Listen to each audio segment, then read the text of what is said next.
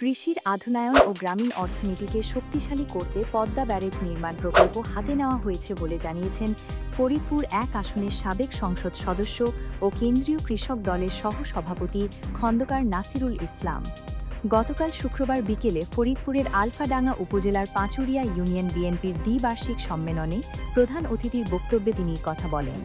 খন্দকার নাসিরুল ইসলাম বলেন, তারেক রহমানের নেতৃত্বে দেশ জুড়ে খাল খনন কর্মসূচির পাশাপাশি পদ্মা ব্যারেজ প্রকল্পের মাধ্যমে দেশের দক্ষিণ পশ্চিমাঞ্চলের কৃষিতে ইতিবাচক পরিবর্তন আনা হচ্ছে।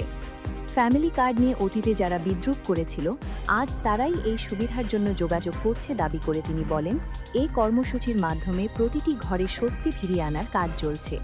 বক্তব্যে সমাজ থেকে মাদক নির্মূলে মাদক ও ইয়াবা ব্যবসায়ীদের সামাজিকভাবে বয়কট করার জন্য সর্বস্তরের মানুষের প্রতি আহ্বান জানান তিনি। প্রত্যেকটা এলাকায় যারা ইয়াবা বিক্রি করে, মাদক বিক্রি করে, তাদেরকে সামাজিকভাবে আপনারা বয়কট করবেন।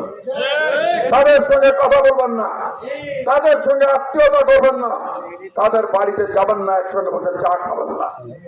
বন্ধুরা আমার, খেয়াল রাখবেন, মাদক বিক্রেতারা প্রকারান্তরে আপনার আমাদের সকলের সামাজিক ব্যবস্থাকে ধ্বংস করে দিচ্ছে। যুবক ছেলে মেয়ের জীবন যৌবনকে তারা নষ্ট করে দিচ্ছে। এদের বিরুদ্ধে প্রতিরোধ করে তুলতে হবে। আপনারা সকলে মিলে এখানে শক্তিশালী একটি কমিটি গঠন করবেন। খেয়াল রাখবেন, যারা 5 তারিখের আগে এই দলের পিছনে কাজ করেছেন, নির্যাতিত হয়েছেন, নিষ্পেষিত হয়েছেন, তারাই কমিটির অগ্রাধিকার পাবেন।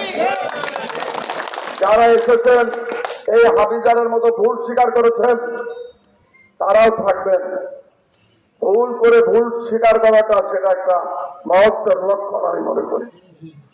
পাঁচুরিয়া ইউনিয়ন বিএনপির এই সম্মেলনে সভাপতিত্ব করেন অ্যাডভোকেট হেমায়েত হোসেন। অনুষ্ঠানে উপজেলা বিএনপি ও সহযোগী সংগঠনের স্থানীয় শীর্ষ নেতৃবৃন্দ উপস্থিত ছিলেন।